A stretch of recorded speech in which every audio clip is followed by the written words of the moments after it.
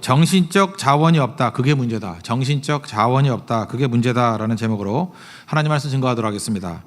북쪽 이스라엘에 아주 악한 왕, 그 아합이라고 있었죠. 아합과 이세벨. 그거를 멸하기 위해서 하나님께서 도구로 쓰신 사람이 예후 장군입니다. 그러니까 아합의 장군이에요. 쿠데타 일으켜서 아합의 가문을 멸절시킵니다. 근데 본질상 아합이나 예후나 같은 라인입니다. 도찐개찐 그러죠. 아합이 나쁜 놈이면 뭐 예후도 뭐 비슷합니다. 그러니까 하나님께서 사용하시는 방법 중에 하나가 뭐냐면 영적 EEJ, 오랑캐를 통해서 오랑캐를 멸하는 방법, 뭐 그거라고 봅니다. 그러니까 아합을 멸하기 위해서 하나님께서 예후를 사용하셨다. 근데 예후에겐 기회가 있죠. 하나님께 돌아와서 영적으로 깊어질 기회가 있었는데 그 기회를 놓친다라는 거예요. 자, 이런 걸 보면서 느끼는 게 뭐냐면 참 그 더러운 피는 고치기 참 힘들다라는 거예요. 그죠? 이게 불신의 피가 있고요. 또 이렇게 불순종의 피가 있고 배신의 피가 있어요. 참 이거 고치기 힘든 건데 성령 안에서 우리가 이렇게 푹 절어져야 돼요. 푹 절어지지 않으면은 쉽게 변화가 안 돼요. 저도 이제 목회를 하다 보면 느끼는 건데 참 사람은 변화가 안 된다. 그죠? 그 나쁜 놈은 진짜 끝까지 나쁜 놈이에요. 그래서 삼국지나 이런 데 보면 그냥 죽여버리라 그러잖아요. 이유를 알겠더라니까요. 목사니까 죽일 수는 없지만 그 나쁜 놈은 나쁜 놈이에요. 끝까지. 도와줘도 살려줘도 또 나쁜 짓 또 해요. 제가 나쁜 놈을 2번 살려줬는데 결국 마지막 가서 또 나쁜 짓 하더라고. 그죠? 그건 곧 죽을 거예요. 그렇게 된다니까요. 참 어리석은 거죠. 그거 어떻게 변화가 되죠? 어떻게 해야? 답답한 일인데 사실 우리가 뭐 선한 게 아니잖아요. 우리도 마찬가지 그런 쓴뿌리들이 있거든요. 그거 하나님 앞에서 푹 절어야 돼요. 성령 안에서 이게 절을고. 그래서 우리를 개선한다 이렇게 말하지 아니하고 제가 잠깐 죽음이라는 얘기를 많이 하는데 그 예수 안에서 십자가에 죽어야 돼요. 그 옛사람은 개선이 아니고 그냥 죽여버려야 된다니까요. 죽고 그리스도 안에서 새롭게 태어나지 않으면, 그래서 이게 본어게인이라는 말을 쓰잖아요. 다시 태어나지 않으면 변화되기 힘들다라는 것입니다. 오늘 첫 번째 우리가 붙들어야 될 게 뭐냐면 여러분 인생 잘 사는 길이에요. 말씀이 핵심이 돼야 돼요. 말씀의 지지를 받는 인생, 또 어려울 때나 흥할 때나 말씀을 지속적으로 붙들고 말씀에 이끌림 받는 인생이 돼야 결국은 승리한다는 것입니다. 너무 뻔한 얘기 같지만 오늘 이 배경을 놓고 한번 보십시오. 깊이 한번 생각해 보라고요. 말씀 떠나는 건요, 잠시 떠나는 것도 위험해요. 그러니까 뭐 수십 년 동안 잘 섬기다가 잠시 떠나는 걸 통해서도 무너진다라는 거예요. 특별히 오락가락하는 인생들이 있죠. 믿음이 뿌리가 깊지 않은 사람들. 믿음의 뿌리가 없는 사람들은 뭐 몇 주 빠지는 게 뭐 별건가. 몇 주만 말씀 떠나봐요. 그 몇 년 동안 쌓아놨던 거 그냥 우르르 무너져 버려요.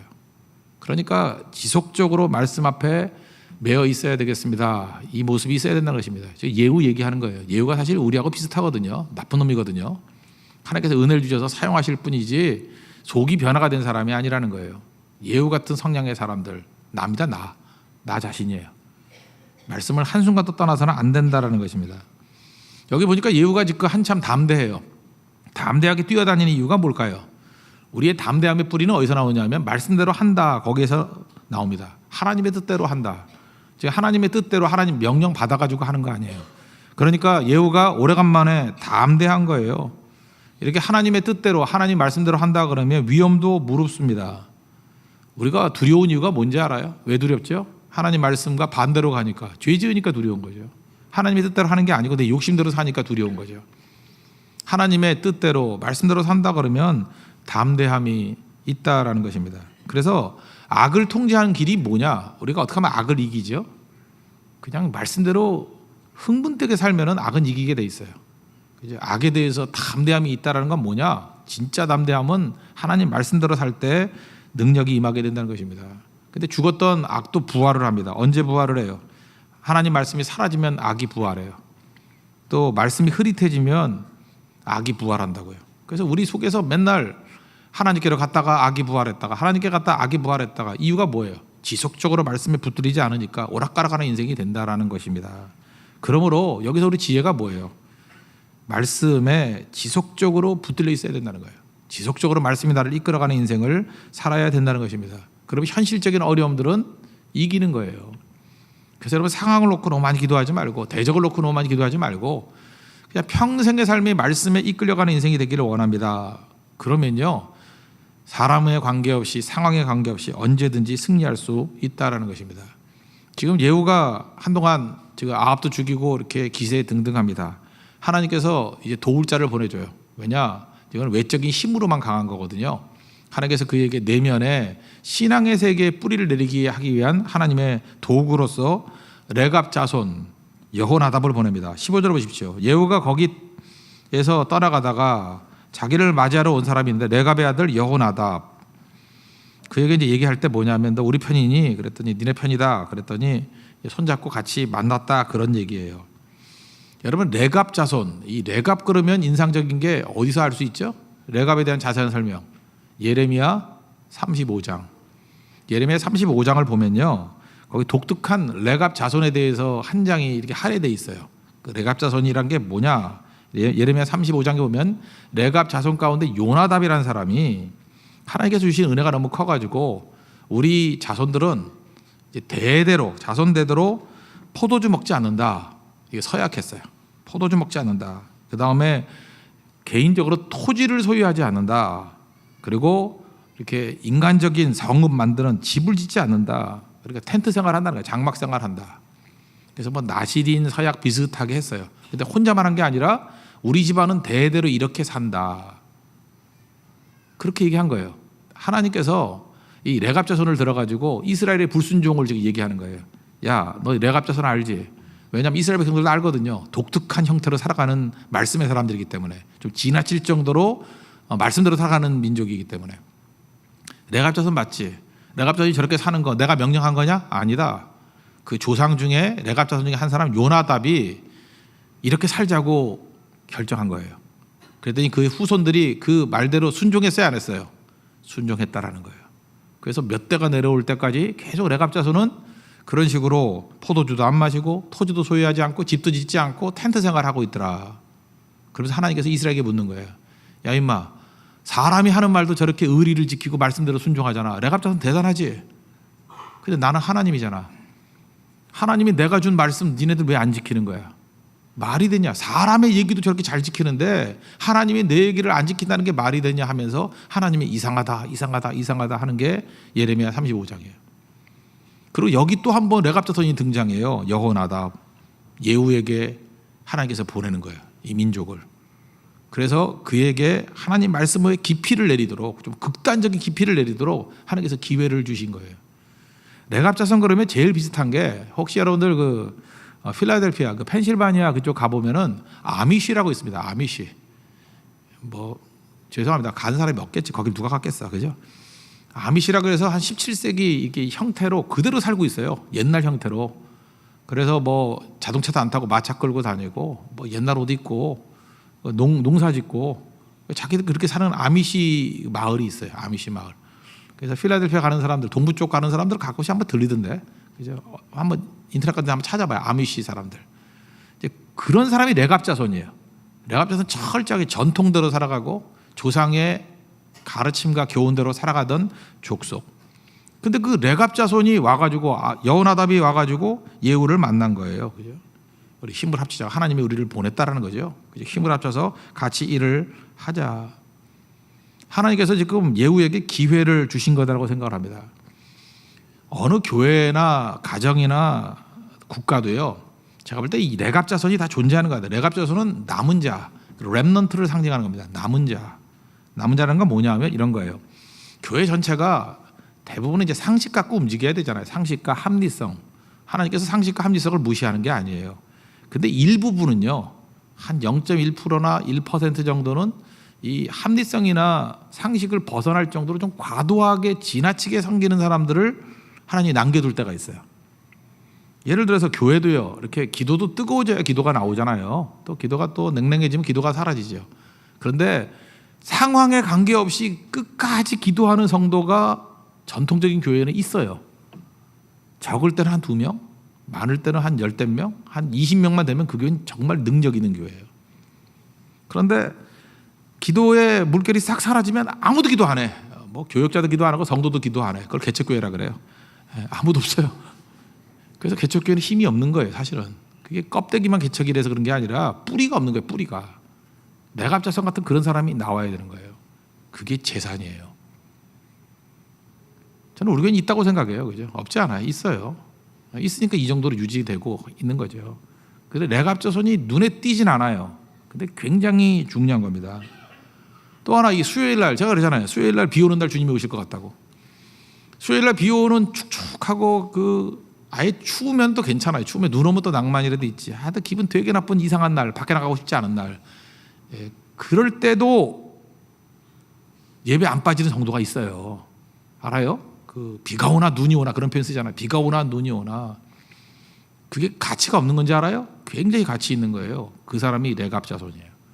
그런 성도 때문에 하나님께서 이렇게 뒤집는 거고요. 은혜를 주시는 거고, 그런 사람들을 결정적으로 사용합니다. 예후 때 사용하잖아요. 레갑 자손을 보내가지고. 그게 재산이에요. 교회 재산. 뭐 그렇게 잘 될 때 설치고 뭐 이렇게 영광 있을 때 슬쩍 이름 끼려고 그러고, 뭐 잔치할 때 뭐 나와가지고 예쁜 옷 입고 왔다 갔다 하는 애들, 그게 중요한 게 아니에요. 레갑 자손이 있어야 돼요. 레갑 자손. 모든 사람이 성교 안 갈 때 꼭 무슨 감초같이 성교 다 안 빠지고 가는 사람 있죠. 뭐 그런 사람들. 그게 뭐 여건이 되기 때문에 가는 것도 있겠다 그러지만 그건 사실 희생과 헌신이거든요. 그런 사람들이 존재해야 돼요. 그런 사람들이 일부분 한 10% 20% 존재해 줘야지 선교가 되는 거예요. 그게 레갑 자손이에요. 그래서 이번 대만 선교를 갈 때도 대만 선교 어떤 팀마다 꾸준히 가는 사람들이 있잖아요. 꾸준히. 뭐 보통 때 눈에 잘 안 띄다가도 하여튼 선교제 가면 그 사람이 있어요. 거기 가면 그 사람이 있어요. 그게 레갑 자손이에요. 그게 뿌리라고요. 뿌리. 그러니까 교회를 뭐 아무리 교회가 분쟁이라는 난리가 벌어져도 교회를 사랑하는 마음이 흔들리지 않는 사람이 있죠. 뭐 귀가 얇아가지고 이 소리 듣고 저 소리 듣고 하는 사람이 아니라 그냥 귀 막아버리고 주만 바라보고 그 자리 지키는 사람. 레갑 자손이에요. 이게 귀하다고요. 결국은 천박함, 그죠? 가벼운 자, 의리 없는 자들, 그건 사실 하나님 나라의 쓰레기예요. 아무것도 아니고. 그래서 위기 상황이란 건 뭐냐 하면 진짜를 보게 만드는 거예요. 진짜 가치를 보게 만드는 거예요. 그래서 레갑 자손이 우리가 보여주는 건 뭐냐면 믿음의 의리 지켜야 되는 거예요. 의리의 사람 되라. 또 하나는 가벼운 사람 되지 말고 깊이 있는 사람 되라는 거예요. 레갑 자손은 시간이 많으니까 조건 때문에 움직이지 않아요. 무한 충성이에요. 주의 주장 이런 거 없어요. 조용해요. 근데 인생이 메시지예요. 인생이 메시지. 이게 너무 재밌지 않습니까? 예후 레갑 자손이 만났다. 예후는 피의 권력자예요. 그죠? 가장 세속적인 사람. 그러니까 아합을 방불케 하는 사람이에요. 아합이나 뭐 도찐 개찐이라니까요. 예후. 근데 하나님이 이런 사람을 써요. 피의 권력자 예후. 그리고 평온한 순종자 레갑. 레갑은요 권력 때문에 찾아간 거 아니에요. 이 사람 권력하고 거리가 먼 사람이고, 그 다음에 그렇게 친절한 사람도 아니에요. 쌀쌀 맞고 좀 뭐라 그러죠? 조금 냉철하고 그런 사람이에요. 그죠? 근데 그 자리 지키는 사람이에요. 이미지는 안 맞는 것 같은데 우리 교회 이찬종 간사가 레갑 자손이 아닌가 이런 생각을 해봤어요. 그죠? 절대 친절하지 않고, 친절은 무슨 친절해? 괴팍하고 뭐 이럴 수 있는데, 우리 개척한 이후에 지금까지 교회를 하루도 안 비우고 성실하게 친절하지 않은데 틀린 것도 아니고, 그러나 뭐 굳이 맞았다고 하기도 그렇지만 하여튼 틀린 건 아니에요. 그런 거 아시겠어요? 그런 가치. 그죠? 별로 이렇게 내키진 않아. 이렇게 우리에게 가까이 가서 뭐 기분이 너무 좋거나 뭐 같이 즐기거나, 레갑 자손 같지는 않죠. 또 먹긴 잘 먹으니까 또 다 맞지는 않아요. 다 맞지는 않은데 억지로 이렇게 깨맞춘다 그러면 이제 그거에 비슷한 생각이 들더라고요. 오늘 설교 준비하면서 갑자기 이찬종의 생각이 났어요. 그죠? 레갑 자손, 이게 가치가 있다니까요. 근데 이 두 세력이 만나게 만드신다고 하나님이. 그래서 하나님의 놀라운 일을 이루시는 거예요. 이건 만만한 게 아니죠.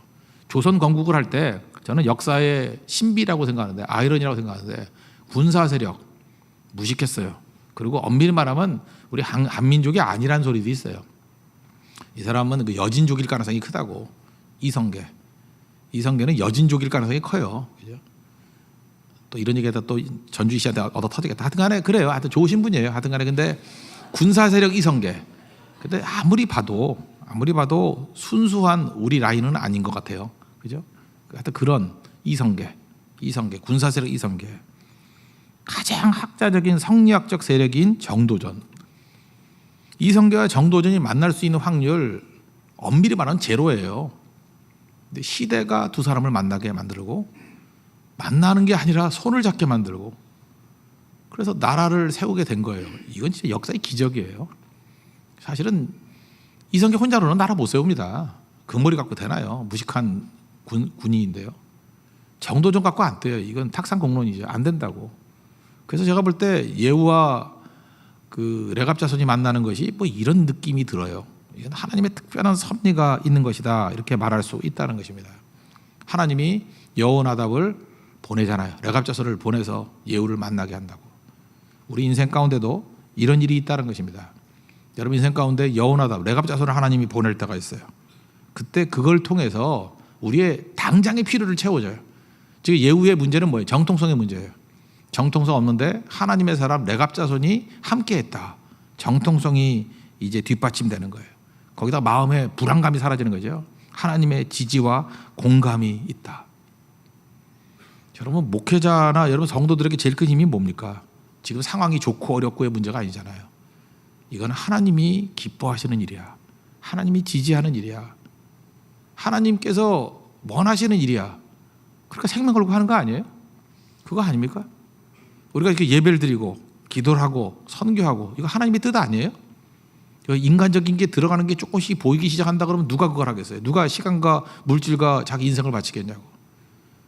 이게 힘을 얻는 이유가 뭐냐면 이건 하나님의 뜻이고 하나님의 지지가 있는 일이야. 그러니까 이게 풍성해지는 거라고요. 여러분 인생의 많은 부분들 하나님 말씀대로, 이게 왜 중요하냐면 하나님의 지지거든요. 하나님의 뜻이거든요. 그 길로 걸어가십시오. 그리고 그것이 흐릿해질 때 주님께서 그 길로 가도록 레갑 자손을 보내주셔요. 그래서 뼛속까지도 하나님의 뜻으로 물들기를 원하신다는 거예요. 이 말씀 앞에 순종하는 믿음의 종되기를 바랍니다. 그럼 두 번째 단계, 이렇게 예후와 레갑 자손이 힘을 합치니까 큰 일을 이루어내요. 그래서 느끼는 게 뭐죠? 아, 하나님의 뜻대로 하면 실질적인 열매를 거두는 거구나. 야고보서 표현에 의하면 욕심으로 해서 얻는 게 아니고 하나님께 기도로 얻는 거구나. 하나님께 의지해서 얻는 거구나. 이거 우리 삶의 모든 걸 다 마찬가지예요. 하나님의 뜻대로 해야 얻을 때 안전한 거예요. 그리고 얻을 수 있고 승리할 수 있다라는 것입니다. 16절 17절 보니까 예후가 이렇게 얘기해요. 내가 여호와를 위한 나의 열심을 보여주겠다고. 내가 이 아합 자손들 다 죽여버리겠다고. 그죠? 그래서 레갑 자손과 이렇게 만나게 만들어 주셨다는 것입니다. 하나님께서 우리 주변에 그 부드럽지만 원칙을 지키는 이런 사람들을 보내줄 때가 있어요. 이게 레갑 자손인데 다윗에게는 나단이 있었죠. 근데 예후와 레갑 자손과의 관계와 다윗과 나단의 관계는 좀 다르죠. 예후는 자기 뜻이 계속 살아있고 그 여호나답의 뜻이 또 살아있어요. 그래서 힘을 합칠 때만 강한 거예요. 그 이후에는 계속대로 이렇게 퓨전되지 않아요. 근데 다윗과 나단은 어때요? 부딪힘은 있지만 나단의 메시지에 삶이 녹아버리죠. 시편 51편이 나오잖아요. 네가 그 사람이라고, 회개하라고. 그러니까 나단의 길과 다윗의 길이 같이 가죠. 그러니까 하나님께서 우리의 삶 가운데 레갑 자손을 보내주는 이유가 뭐예요? 내 고집 끊고 내가 이제까지 살아왔던 패턴들을 꺾어버리고 이제는 레갑 자손의 행태대로 너의 힘을 굴복시키라는 거예요. 그럴 때 열매 거두게 된다는 것입니다. 근데 우린 그거를 안 해요. 그러니까 우리 인생 가운데 이런 게 참 중요한 거죠. 여러분, 그래서 아까도 얘기했잖아요. 교회에서 이렇게 아무리 어려울 때도 끝까지 기도하는 사람, 아무리 어려워도 성경하는 사람, 아무리 어려워도 교회 사랑하는 사람, 이건 뭐예요? 존재가 말을 하는 거예요. 그냥 그 사람이 존재가 말을 하는 거예요. 뭐 시끄럽게 떠들 것도 없어요. 존재가 말을 하는 그런 힘, 이 힘이 필요하다는 것입니다. 여러분들 끝까지 새벽기도 지키십시오. 그거 존재가 말을 하는 거예요. 뭐 구구한 소리들 그거에 속지 말아요. 그죠? 뭐 새벽기도도 필요 없다, 뭐 주일 예배도 필요 없다. 이제 별의별 소리 다 나올 건데, 그건 뭐 가서 돈장 버릴 것도 없고 꿋꿋하게 예배를 지키면서 거기서 승리하는 모습을 보여주는 거. 그게 레갑 자손이라고. 우리의 예후됨과 레갑 자손은 만나야 됩니다. 그리고 이것이 퓨전돼야 돼요. 다윗과 나단이 만나듯이 이게 합쳐져야 돼요. 그때 능력이 임하게 되는 것입니다. 잠시 합쳤을 때 얼마나 놀라운 능력이 나타나는지 보십시오. 이때는 마치 예후와 레갑 자손이 다윗과 나단 같죠. 그죠? 꼭 그런 모습을 보여줘요. 그러니까 뭐 어마어마한 능력이 막 나타나기 시작한 거예요. 큰 이벤트를 베풉니다. 예후가 어떻게 하느냐? 이 무식한 줄 알았더니 이게 머리도 되게 좋아요. 뭐라 그러냐면은 자기가 지금 바알을 위하는지 안 하는지 모르는 거예요. 쿠데타만 일어났으니까 아합만 물리쳤다고 생각하는 거죠. 사람들이 지금 예의주시하는 거예요. 예후의 정치적 성향과 종교적 성향이 뭔가 자세히 보는 거예요. 그러면서 자기가 이제 드러내는 겁니다. 18절 예후가 뭇백성을 모으고 그들에게 이르되, 이제 예후의 정체를 슬쩍슬쩍 보여주기 시작하는 거예요. 아합은 바알을 조금 섬겼으나 예후는 많이 섬기리라. 그죠? 벌써 말도 되게 무식하게 하죠. 그죠? 조금 섬겼으나 나는 많이 섬기리라. 그러니까 단어를 쓸 줄 몰라요. 그죠? 그냥 많이, 뭐 이 정도로. 그러니까 무식하니까. 어쨌든 간에 성향이 뭐예요? 바알 숭배자다, 이걸 보여주고 있다고요. 그리고 플랜카드 딱 걸고 저 같으면 있을 것 같아요. 그죠? 바알이여 일어나라, 뭐 이렇게 그런 거 써놨을 거예요. 바알이여 일어나라, 우리에게 오소서, 뭐 이렇게 현수막 걸고 이벤트 하고 막 그랬을 거라고. 관제 데모 일으키고. 그랬더니 이제 누가 안심해요? 바알 종교의 관계자들이 안심하는 거예요. 아하, 아합이 죽었다고 불안할 거 하나도 없구나. 예후는 더한 아합 종교의 지지자가 될 거야. 그러고 난 다음에 야, 어차피 내가 왕이 됐으니까 이제 아합의 부흥 집회 한번 해보자. 큰 컨벤션 한번 해보자. 그래서 19절에 보니까 바알의 모든 선지자와 모든 섬기는 자와 모든 제사장들 한 사람들은 빠지지 말고 다 오라 그랬다는 거예요. 다 모여라. 다 모였어요. 막 떼거지로 다 모였어요. 얼마나 많이 모였는지 그냥 앉을 자리가 없을 정도로. 그죠? 그때 개회사까지 했어요. 20절 예후가 바알을 위하는 대회를 거룩히 열라. 지금부터 바알 대회 선언합니다. 뭐 이랬다는 거예요. 그죠? 보세요. 드디어 공포되었더라. 공포. 그러니까 믿는 사람 다 모였어요. 바알 믿는 사람들. 그 21절 하반절 보세요. 그 신당, 바알의 신당 이쪽부터 저쪽까지 가득했다. 그러고 난 다음에 또 군인인데 이게 머리가, 하나님께서 이게 좋은 머리를 줬다고요. 뭐라 그래요? 예복을 입히래요. 바알 믿는 사람들은 예복을 입히라. 그리고 여호와 믿는 사람들은 나가 그랬다고요. 그래서 분위기상 어떤 거예요? 야, 여호와 하나님을 믿는 사람들은 핍박당하고 쫓겨나고 왕따 당하는구나. 근데 그래요? 아니에요. 살려주려고. 살 길이에요, 그게. 그래서 위기 순간이 됐을 때 우리가 믿는 것을 숨기고 이러다가 바알 제사장 죽을 때 같이 죽어요. 그 잊지 말라고요. 너 뭐 믿니? 그러면 하나님 믿어요. 그러고 철저하게 얘기해. 너 나가. 그러고 막 핍박을 주는데 사실은 그게 사는 길이라고. 사는 길. 그래서 철저하게, 만약에 여러분들이 죽어도 괜히 그 바알 믿는 척 하다가 죽으면 얼마나 억울할까. 예수 믿는 사람이. 그죠? 참 그것만큼 그 불쌍한 인생도 없는 것 같아. 난 그럴 줄 몰랐는데요. 뭐 그거 갖고 안 되는 거죠. 그죠? 당신은요, 분위기를 아시겠죠? 하나님 믿는 사람이 한 명도 없는 거예요. 전체가 다 바알을 숭배하고, 아합 시대 때 바알, 예후 시대 때 바알이에요. 그러니까 정말 순수하게 믿던 사람들이 얼마나 힘들었겠습니까? 지금 우리나라에서 믿는 게 힘들다고요? 네팔을 한번 가셨죠? 네팔 거기서도 예수 믿는 사람이 있어요. 인도가 원래 더 힘든 것 같아요. 인도는 지금 뭐 총리까지도 힌두주의자가 돼가지고 핍박하기 시작하고. 그리고 인도 선교 갈 때도 우리 만만치 않아요. 숨어서 잘해야 되고, 지금 교회 짓는 것도 만만치가 않아. 지금 핍박이 엄청나요.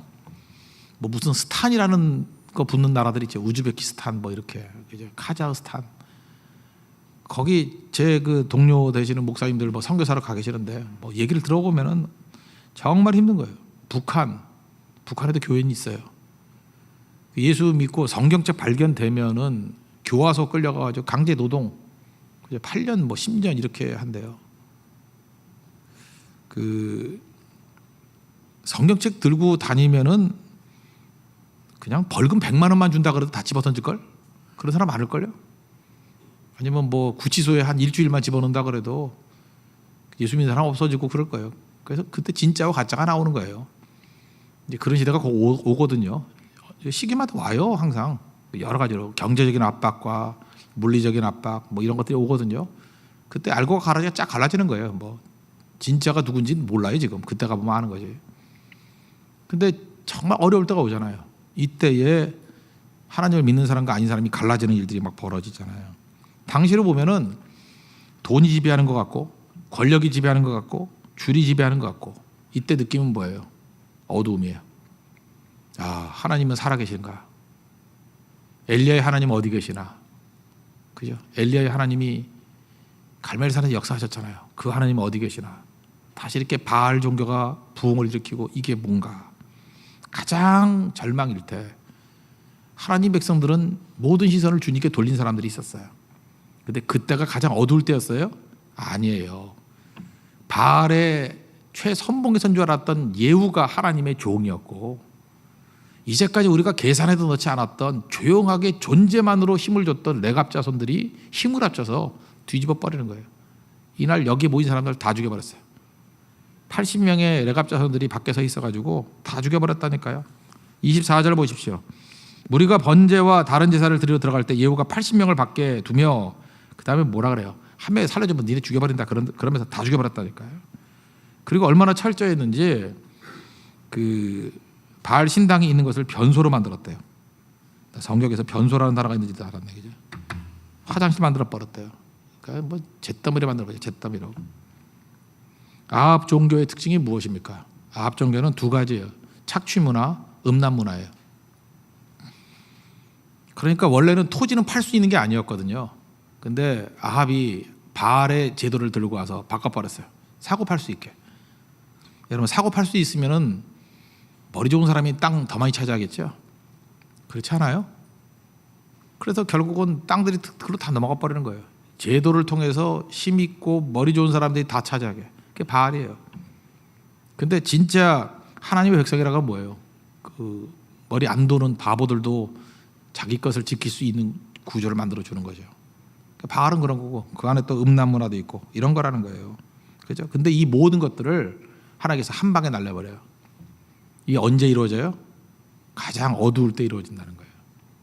그래서 우리 이 시대에 꼭 붙들어야 될 게 뭐냐면 하나님이 함께 하시면요, 생각지도 않았던 예후, 대적 중에 대적이라 생각했던 예후를 사용하시고요, 계산에 넣지 않았던 레갑 자손을 사용하셔가지고 이 모든 걸 뒤집는 거예요. 엘리야 시대 때는 그래도 엘리야는 그래도 막 소리 질러대면서 선지자 같았잖아요. 엘리야를 통해서 일하셨지만 어떤 때는 예후와 레갑을 통해서도 이런 부흥을 일으킬 수 있다라는 거예요. 절망할 필요가 없다라는 거죠. 그래서 소수라고 절망하지 마십시오. 오직 주님만 바라보십시오. 반드시 승리하는 하나님의 백성이 될 것입니다. 여기까지 얘기 끝나면 참 좋겠는데 그 다음 얘기 하나, 또 악이 부활해요. 예후가 레갑 자손 만나가지고 깊이 있게 뿌리를 내렸으면 참 좋겠는데 다시 아합으로 돌아간다는 얘기예요. 30절을 한번 보십시오. 이게 하나님의 애매한 말씀을 주셔요. 여기 뭐라 그러냐면 내 마음에 있는 대로 아합의 집에 다 행했다. 아합 다 죽여버렸다. 잘했다. 그래서 내 자손이 이스라엘 왕위를 4대를 지내리라. 다 애매하죠. 예후에 대해서 칭찬하는 것 같이 보이면서 4대밖에 안 간다. 그 얘기는 뭐예요? 제한적이다. 그런 얘기죠. 제한적이다. 그러니까 완전히 헌신하지 아니하면 예후 같은 이런 인생 살지 마십시오. 이거 하나님께 약간 유보해 줄 뿐이지 사실은 이게 능력이 되는 게 절대로 아니라는 것입니다. 모든 관계는 상호적인 거예요. 우리나라 뭐 갑질한다, 갑을 관계로 얘기를 했죠. 이게 원래 계약서에서 쓰는 건데 갑질한다. 저는 갑질한다는 말이 나올 때부터 그런 생각을 했어요. 분명히 을질하는 놈들은 나올 거다. 그죠? 약자가 땡깡 부리는 거예요. 약자가 말도 안 되는 무모한 일을 벌이는 거예요. 지금 그런 일이 얼마나 많아요. 을질도 되게 많이 해요. 그 을질이지 뭐 그거. 그 약간 피해를 입었는데 뭐 어마어마하게 붙들고 뭐 예를 들어서 자동차 사고로 살짝 스쳤는데 뭐 아이가 아프다 그러고 뭐 며칠씩 누워 있고. 우리 교인 가운데 그런 사람이 있대요. 그죠? 뭐 살짝 스쳤는데 뭐 아프다 그래서 며칠 누워 있고. 그게 을질이지 뭐야. 그런 짓 하지 말라는 거예요. 그죠? 여기 잘 보세요. 예후가 제가 볼 때 하나님 앞에서 을질이야, 을질. 하나님께 은혜와 능력을 많이 받았어요. 그러면 이제 주께 헌신해야 되는데 다시 이제 옛날로 돌아가요. 왜 그랬을까요? 하나님이 안 보이니까. 그죠? 하나님이 안 보이니까. 레갑 자손들은 하나님 앞에 충성을 다했는데 왜 하나님 백성들은 충성을 다하지 않을까요? 레갑의 규칙은 엄격했어요. 그 집안에서 이 규칙 얻으면 뭐 우리 집안에서 쫓아내 버릴 거야. 뭐 이런 규칙이 있었던 것 같아요. 그러니까 레갑의 규칙은 엄해요. 하나님의 규칙은 느슨해요. 왜? 우리를 사랑하기 때문에. 우리는요 하나님의 길이 참으심을 이용해 먹는 치사함이 있어요. 우리 안에는. 만약에 하나님께서 그냥 잘못하면 벌을 그냥 팍 내려서 다리를 부러뜨리고, 불순종하면 손가락을 부러뜨리고, 또 붙여놓고, 말 안 듣면 또 부러뜨리고, 부러진 자리 또 부러뜨리고, 이러다 보니 말 되게 잘 들을 것 같아요. 근데 하나님은 우리가 회개하고 돌아오기를 원하시는 길이 참으심이 있어요. 길이 참으심. 그런 게 있어요. 우리 상관 가운데도 좋은 사람이 있어요. 좋은 사람이 있으면 앵겨붙는 그런 게 있어요. 말 안 듣고 지멋대로 하고. 엄격한 사람이 있어요. 그러면 살살거리고 달라붙어요. 저는 부교육자 생활할 때 좀 말이 안 되는 분 밑에도 좀 있었어요. 말이 안 돼요. 말이 뭐 저럴 수가 있나. 그러니까 뭐 심하게 말하면 불의하다고 할 정도로 말이 안 되는 일들을 많이 했어요. 뭐 설교 5분 전에 설교하라고 그러고 뭐 이런 식으로 일부러 안 가르쳐주고 이렇게 정말 갑질하는 그런 상황. 그리고 12월쯤 되면은 이게 교회에 있어야 될지 말아야 될지 말을 안 해줘요. 그래서 계속해서 이거 기도만 하게 만들어요. 그래서 기도 무지하게 많이 했죠. 이 교회에 있어야 되는 겁니까? 딴 데로 옮겨야 되는 겁니까? 그 말을 안 해줘요. 그리고 이제 12월 셋째 주 되면은 있어도 돼. 그것도 1년 단위로 뭐 이런 식으로. 그러니까 진짜 갑질이에요, 갑질. 그래서 제가 느꼈던 건 뭐냐 하면 그런 상황에서 교육자들이 말을 되게 잘 듣더라고. 나는 그게 너무 슬펐어요. 이게 하나님 앞에서 부르심을 입은 사역자들인데 그거 누가 모르나 그거. 이거 세상하고 다를 게 뭐 있어. 그때는 갑질이란 말이 없었지만 진짜 갑질하고 있네. 그죠? 그럴 때 말을 잘 들어요 사람들이. 반면에 인격적으로 대우해주고 그 사람을 신뢰하고 맡기고 5달란트 맡긴 주인같이 한 문화씩 맡긴 왕같이 그렇게 해주면은 당신은 엄한 사람이다 뭐다 하면서 수건에 묻어두거나 땅에 묻어두거나 이상한 짓들을 해요. 그게 우리 자신의 치사함이라고 생각을 합니다. 하나님의 길이 참으심을 이용해 먹지 마십시오. 그러면 안 되죠. 그죠? 그 예우되는 거예요. 그 이용해 먹으려면 이용해 먹으라고. 4대 버티면 되는 거예요. 이 집안 망할 놈의 집이에요. 결국 망했어요. 잘난 게 아니에요. 신앙 안에서는 잔머리 굴리는 거 아니에요. 우직한 게 좋아요. 내갑자성같이 우직한 게. 하나님이 우리 아버지시잖아요. 우리 하나님의 예수님으로 말미암아 하나님의 자녀가 되는 권세를 얻었죠. 참 감사하죠. 근데 정말 천박해요. 이게 꼭 예우 같아요. 하나님이 나와 함께 해주신다. 나에게 내갑자선을 붙여주셨다. 그래서 모든 관심이 나에게만 집중되어 있어요. 나의 안위, 나의 평안, 나의 형통, 나. 그게 뭐야 그게. 예후에게 왜 능력을 줬어요? 하나님께서 그 능력을 가지고 이제 아버지의 시각으로 세상을 보라는 거죠. 왕이 아들에게 원하는 게 뭐예요? 또 장차 왕 될 사람이니까 왕으로서의 역할을 감당해 주는 거 아니에요? 그러니까 예수를 제대로 믿으면요 하나님의 시각을 가지고 눈이 확장이 돼야죠. 그때는 노블리스 오블리제 뭐 특권을 가진 사람이 있어도 희생한다면서 책임을 진다며. 그러니까 오히려 마음대로 하라 그래도 마음대로 안 하는 거죠. 저는 교육전사 때 그랬어요. 저에 대해서는 이상하게 관대했어요. 뭐 양지 다니니까 새벽기도 수요일 날 오지 않아도 되고 주일만 나오면 된다고. 난 사실 그 말이 뭐 나쁘진 않았어요. 감사했어요. 그렇지만 새벽기도까지 다 나왔어요. 그게 뭐예요? 하지 말라 그럴 때 그게 더 열심히 하게 만드는 거죠. 왜? 내가 뭐 목사님의 부목사입니까? 난 속으로 그랬어요. 내가 하나님께 부르심을 입은 종이지. 나는 지금 목사님 눈이 아니에요. 난 하나님 앞에서예요. 그게 그 젊은 전도사의 혹이었어요. 사실은. 그래야죠. 뭐 사람 눈이 뭐 이렇게 중요해? 하나님께 더 중요한 거죠. 그때는 경험도 없고 실력도 없고 아무것도 없으니까 그거라도 있어야 하는 거 아니에요? 예후는 이게 없어요. 그러니까 무서운 거죠. 다시 옛날로 돌아가. 여기 보니까 그 29절에 보니까 하여튼 북쪽 이스라엘의 죄는 여로보암의 죄라고 얘기를 해요. 여로보암의 죄. 그럼 여로보암의 죄가 뭐예요? 하나님 안 믿는 거예요. 남북 이스라엘이 갈려지고 난 다음에 여로보암이 했던 일이 뭐냐면 가만히 보니까 10지파가 북쪽에 있어. 밑에는 2지파, 유다 지파와 베냐민 지파밖에 없어요. 근데 예루살렘이 어디에 있어요? 남쪽 유다에 있어요. 그러니까 명절 때마다 1년에 3번씩 예루살렘으로 가네. 그러니까 여로보암이 우두커니 보니까 자꾸만 저렇게 가다가 보면 정통성이 유다에 있으니까 이게 안 되겠어요. 그래서 하나님만 믿으면 안 될 것 같아. 하나님 믿으면 내 힘으로 나를 지켜야 될 것 같아요. 하나님이 왕 세워줬는데 하나님을 믿어야 되는데 자기 힘으로 자기를 지키려고 그래. 그래서 야 거기 가지 말고 베델과 단에 금송아지 만들고 여기 하나님 임한다. 그래서 예루살렘 대신에 베델과 단이에요. 이게 하나님이라고 이름만 하나님이에요. 그리고 제사장만 무슨 제사장들이 다 유다 쪽으로 가 있었거든요. 정통성이. 그러니까 제사장 아닌 사람들도 제사장 세웠어요. 그러니까 자기가 원하는 사람 누구나. 그리고 명절 초막절이 7월 15일이었는데 그때 바빴거든요. 무슨 농번기거든요. 지멋대로 8월 15일로 옮겨줬어요. 민심 얻으려고. 그러니까 이 내용이 중요한 게 아니라 여로보암의 길이라는 핵심이 뭐예요? 하나님 믿지 아니하고 내가 내 인생을 개척하는 거예요. 지금도 우리에게 계속 그런 것들이 와요. 지금 여러분 그러죠. 뭐 노후가 문제다. 뭐 100세 시대다. 그러면 하나님을 믿어야 되는데 하나님도 믿을 거 못 돼. 노후는 내가 준비해야 돼.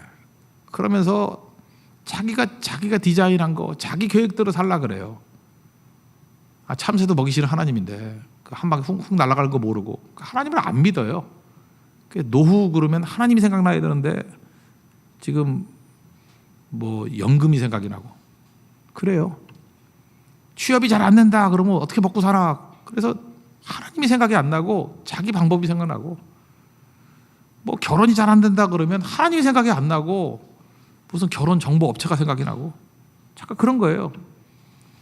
집이 없다 그러면 하나님이 생각이 안 나고 어떻게 하면 이거 투기라든지 뭘 해가지고 집에다 살까 이 생각하고. 이건 목회자들도 그래요. 자기 길을 하나님께 맡기고 하나님이 이끌어 주셔야 되는데 하나님을 안 믿고 잠깐 사람의 길을 이걸 뭐라 그래 통틀어서 여로보암의 길, 다윗의 길이 있고 여로보암의 길이 있어요. 이 지금 교회가 지금 유다가 되지 않고 이건 북이스라엘 되는 거 아니에요? 전부 다 여로보암의 길로 다 가고 있는 거예요. 여로보암의 길. 다시 일로 왜 갔어요? 이 버릇이에요. 습관의 힘이에요. 상담하는 사람이 그런 얘기를 해요. 상담을 하잖아요. 이렇게 상담을 하면 뭐 철없는 사람들은 그래요. 이게 합리적으로 얘기를 해주면 상담이 되는지 알아. 합리적으로 이게 답이고 이게 답이고 이게 답이고 다 듣고 떠나요 교회. 참 이상해요. 정답은 좁아야 도움이 하나도 안 돼요. 정답은 또 실력이 있어야 감당을 하는 거지. 그러니까 남 탓하고 싶거든. 그러니까 저것 때문에 안 돼. 그러니까 지금도요 이렇게 상처 입은 사람의 특징이 뭐냐 하면 다 벼르고 있는 거야. 뭘 벼르고 있냐면 누가 나를 좀 건드려만 줘. 건드려만 주면 내가 핑계 댈 논리를 찾는 거예요. 쟤 때문에 그래요. 쟤 때문에 그래요. 책임 전가하는 거예요. 그리고 도망쳐 버려요. 이게 영적 쓰레기들의 특징이에요. 그래서 누굴 도와주러 가면 도와주는 사람을 물어버려요. 당해요. 그리고 아무 관계도 없는 사람들은 오히려 혼자서 칭찬하고. 바보죠. 바보 천치. 그러고 살아간다고요. 그러니까 이 마음에 상처들이 다 있는 거예요. 상처들이 있는 거라고. 그래서 상담하는 사람들한테 그래요. 상담하는 사람 얘기가 정답을 넣어가지고 해결되는 게 아니래요. 그러면 나중에 이제 관계가 좋아지죠. 그 관계가 좋아져도 해결되는 게 아니래요. 친해져도. 그 마지막에 하는 유명한 얘기가 있어요. 마지막 싸움은 내담자의 세포와의 싸움이다. 우리 세포가 병들었다라는 거예요. 우리 세포는 알고 있어요. 세포 속에 습관이 숨어 있다라는 거예요. 교회 같으면요, 교회도 이렇게 따뜻한 교회가 그 용납하는 교회가 있어요. 그 용납하는 세포가 움직이는 교회예요. 그 웬만큼 한두 명이 난리쳐도 잘 안 변해요. 근데 분위기 자체가 냉담해지고 정죄하고 짜증내고 이러는 세포가 있어요. 그 웬만큼 은혜 받아도 잘 변화 안 돼요. 그래서 한번 성량이 결정되면 이게 잘 변화가 안 되는 거예요. 그 세포가 변화되는 데가 뭐예요? 죽어야 돼 그건. 그 참 위험한 거라고요. 여러분 지금 상처 입었다 그러는 많은 사람들의 특징이 뭐냐면 세포가 병든 거예요. 세포가 기억하고 있어요. 우리 세포가. 그 세포를 그리스도의 세포로 확 바꿔버리는 게 필요하다고요. 그러지 않으면 우리 살아갈 길이 전혀 없다라는 것입니다. 이게 교육의 힘이 얼마나 무서운 건지를 한번 보여준다 그러면 독일이 있지 않습니까? 유럽. 지금 유럽에 문제가 되잖아요. 그죠? 영국이 탈퇴한다 그래서 그죠? 나오는 것도 있고 EU 문제가 있잖아요. 근데 거기에 핵심이 사실 영국이 아니에요. 그 전체 핵심이 이제 독일인데, 독일은요 2차 대전 끝나고 난 다음에 깊은 반성을 한 나라예요. 우리가 어쩌자고 히틀러를 쫓아갔나. 그래서 여러분 재밌지 않아요? 그 히틀러하고 정치적인 단절을 한 거예요. 그래서 옛날에 그 2차 대전 영화 보면 미군하고 독일군하고 싸우죠. 그러면 독일군 맨날 독일군 악이잖아요. 쏴 죽이고. 그게 독일에서도 방영이 돼요. 근데도 아무 문제가 없어요. 왜냐하면 정서적으로 나치와 독일하고 연결이 끊어져 있어요. 자기 조상이지만 조상이라는 생각 안 해요. 저건 나치라는 거예요. 미군이 자기 편이에요. 그 정도로 철저했어요. 끊어버린 거라고. 저거 우리하고 관계없는 거야. 끊어버린 거예요. 철저하게. 지금 일본은 안 되는 이유가 뭔지 알아요? 일본의 그 일제의 조상들이 자기가 연결돼 있잖아요. 심지어 어떤 놈들은 자랑스럽게 여겨요. 그래서 안 되는 거예요. 독일은 그렇지 않아요. 끊었어요 거기서. 그래서 철저하게 재교육을 시킨 거예요. 신앙 안에서 재교육. 독일 교회가 나치에 동조했거든요. 교회가 철저히 회개하고 이거 아니다. 교육도 바뀌었어요. 지금 독일 보면요. 데모를 제일 많이 하는 나이가 10살에서 13살이에요. 10살에서 13살이면 초등학교 5, 6학년에서 중학교 1학년짜리 애들이 데모를 제일 많이 한대요. 얘네들이 데모하는 게 우리나라 같은 데모하는 줄 알아요? 뭐 무상급식, 뭐 사드 배치 안 돼, 뭐 또 뭐 있나? 맨날 이기적인 거. 우리 집 앞에는 안 돼, 뭐 이런 거. 누가 내 권리를 침해해. 근데 저도 같은 한국 사람이면서 우리 한국 민족에 소망이 없어요. 진짜 너무 천박해요. 근데 독일 애들이 데모하는 내용을 보면서 깜짝깜짝 놀라요. 10살, 13살짜리가 하는 데모 내용이 뭐냐. 아마존을 살려내라. 아마존, 브라질에 있는 아마존에 있는 나무 잠깐 자르니까 그거 안 된다. 아마존을 살려내라. 그걸로 애들이 데모를 해요. 그리고 미얀마, 버마의 아웅산 수치를 풀어라. 그게 민주주의. 그리고 난민을 수용하라. 지금 시리아 난민들이 있고 전 세계적 난민이 지금 뭐 억이 넘잖아요. 난민들 한 번 들어가면 대책이 없어요. 그냥 30년, 40년 있다가 죽는 거예요. 근데 자기들은 동독의 아픔을 알잖아요. 그죠? 그래서 난민을 수용하라. 이 메르켈이 동독 출신 아닙니까? 독일은 말만 하는 게 아니에요. 내가 그 통계 보고 놀랐어요. 100만 명을 받아들였어요.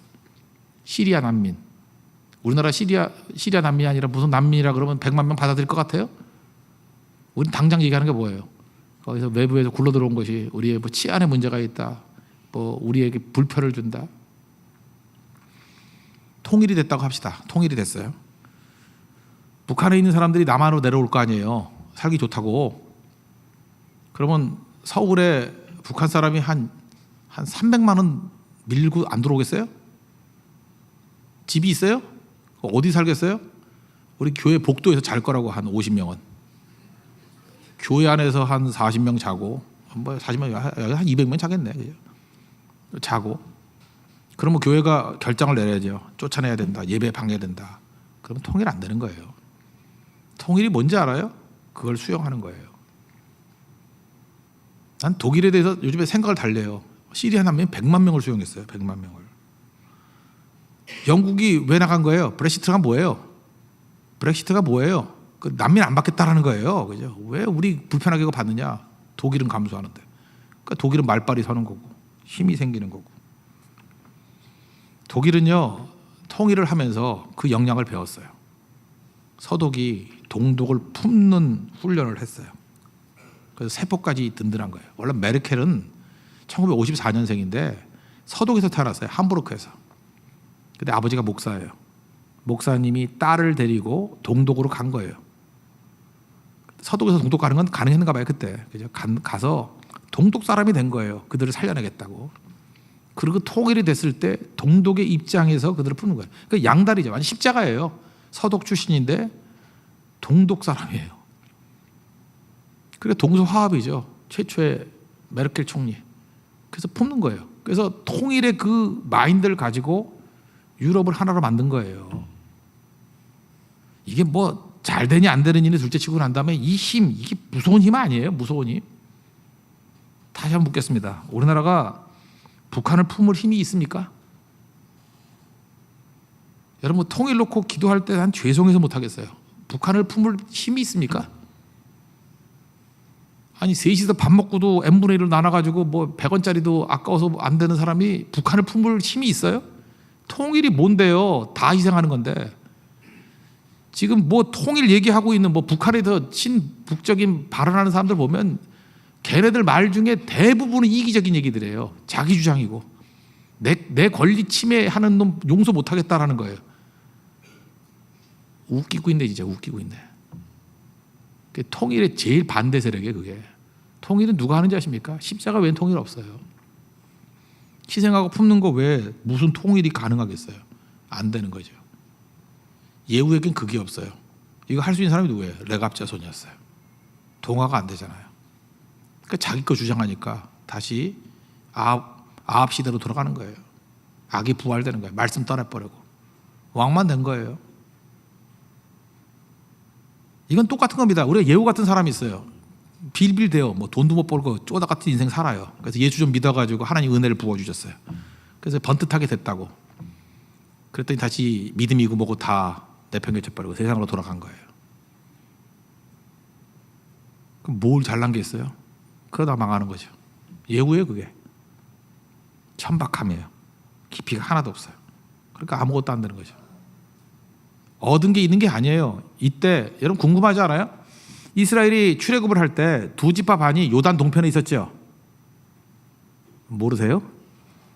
요단 동편에 두 지파가 있었잖아요. 그리고 9지파 반이 요단 서편, 우리가 보통 말하는 그 가나안 땅에 들어갔잖아요. 근데 요단 동편에 있던 두 지파 반, 그게 지금 요르단 지방인데 이 지파가 없어진 게 언제 없어졌어요? 예후 때 없어졌어요. 예후 32절 33절 보세요. 이때 여호와께서 이스라엘에서 땅을 잘라 내기 시작하시매 하사엘이 아람이 이스라엘의 모든 영토에서 공격하되 요단 동쪽 길르앗 온 땅 곧 갓사람 르벤 사람 므낫세 반지파거든요. 사람의 땅 아르논 골짜기에 있는 아로엘로부터 길르앗과 바산까지 하였더라. 이거 언제 뺏겼어요? 예후 때. 결국은 하나님 말씀대로 순종 안 하니까 결국은 다 뺏겨버리고 아무것도 아닌 인생이었다는 거예요. 이건 뭐 역사에서 조금 더 설명을 한다 그러면 뭐 어차피 시간 많이 간 거 설명 좀 해줄게요. 당시에 북쪽에서 최강국으로 떠오르는 나라가 아수르예요. 그리고 아수르하고 북이스라엘 사이에 있는 게 그게 그 암몬, 그 어디죠? 하사엘이 존재하는 그때 그 시리아, 그죠? 거기라고요. 근데 그 중간에 있는 나라 그거를 갖다가 이제 배신하고 남쪽 유다도 배신하고 또 북쪽도 배신하고 그 아람이죠. 아람이란 나라 시리아거든요. 아람을 배신하고 유다를 배신하고 아수르하고 연결됐어요. 근데 사실은 예후가 통찰력이 있었던 거예요. 장기적으로 볼 때 아수르가 다 정복하게 될 거라는 건 맞았어요. 근데 아수르가 항상 강한 건 아니잖아요. 한동안 약해질 때가 있었다고요. 한동안 잠시. 그때 아람이 쳐들어와서 다 뺏어버린 거예요. 한번 뺏긴 거 영원히 뺏겨버린 거예요. 그러니까 예후의 문제는 뭐예요? 헛똑똑이에요. 지금 정세 살피는 거. 아람이 강한가 아수르가 강한가 이게 중요한 게 아니라 내가 하나님께 속해 있는가 아닌가 이걸 물어야 돼요. 지금도 앉아가지고 쓸데없는 거에 신경 다 뺏기는 사람들 있죠. 어리석은 인생입니다. 하나님께 붙어 있어야 돼요. 하나님께. 이 아합 이후에 예후가 우리에게 주는 메시지가 아주 큽니다. 우리 전부 다 예후 같은 인생을 살고 있어요. 하나님께 기회 주시는 거예요. 하나님 말씀으로 승리했던 경험들을 주십니다. 끝까지 가야 돼요. 그거 버리고 다시 돌아가면 악이 부활하고 다시 옛날로 가고 있던 것까지 다 뺏겨버리고 더 크게 망해버립니다. 오늘 핵심 말씀으로 시작했으면 말씀으로 끝나야 되고 그 심심하면 한 번씩 잠수 타고 그런 쓸데없는 짓 하지 말고 뭐 걸핏하면 교회 떠난다고 그따위 소리 하지 말고 망하려고 작정을 했어요? 그게 예후의 예후. up and down, up and down, up and down. 그러다가 끝나는 게 아니에요. 그놈 집안이 변소돼 버려요. 그게 메시지예요. 하나님께서 우리에게 주셨던 기회, 레갑자손 주셨을 때 레갑자손 속에 푹 젖어드는, 그래서 말씀으로 시작해서 말씀으로 끝날 수 있는 하나님의 거룩한 종 되기를 바랍니다. 그게 승리입니다. 그런 승리가 있는 믿음의 종 되기를 축원합니다. 예, 기도하겠습니다. 말씀 놓고 다 같이 하나님 앞에 간구하도록 하겠습니다. 우리 예후가 주는 교훈입니다. 하나님 말씀으로 시작해서 말씀으로 끝나는, 결코 말씀 따라하지 않는 인생 되게 해달라고. 예후는요 군사력만 강했어요. 정신적 자원이 없으면 거덜납니다. 거덜. 영적 자원이 깊어지고 의리가 있어야 돼. 의리가 있어야 되고, 가벼운 자 되면 안 되고, 죽어야 됩니다. 옛사람이 죽고 영이 변화돼야 돼요. 정신이 변화가 돼야 돼요. 정신의 힘, 영적인 힘이 정말 강해야 된다는 것입니다. 그건 말씀에서부터 나온다는 거예요. 말씀이 내 영혼을 지배하고 말씀이 내 정신을 지배해서 흔들림이 없는 그러한 레갑자손 같은 인생 되게 해달라고 다 같이 하나님 간구하도록 하겠습니다.